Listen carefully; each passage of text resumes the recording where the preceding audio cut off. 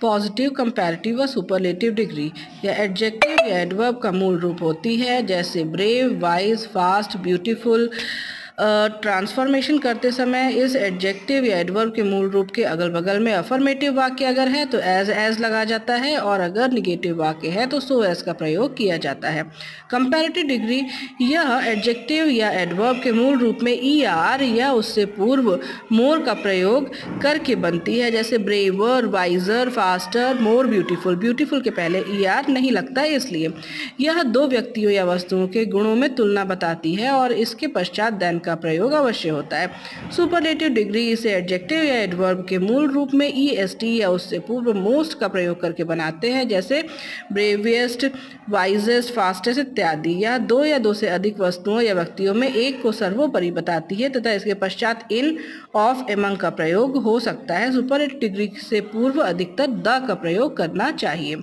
फिर आता है कंपैरेटिव डिग्री का सेंटेंस है, a deer runs faster than a lion. Positive में कैसे बनाएंगे, a lion does not run so fast as a deer. Positive degree का sentence, my house is not so airy as your house. Comparative, your house is more airy than my house. Superlative, an elephant is the heaviest animal. Positive, no other animal is so heavy as an elephant. Then positive degree, no other boy of the class is so industrious as he. He is the most industrious boy of the class. ये है superlative. Superlative, Mohammad Rafi was the best singer of India. Comparative, Mohammad Rafi was better than any other singer of India. Positive में कैसे बनाएंगे, other singers of India were not so good as Mohammad Rafi. Superlative, Ashoka was one of the greatest king of India.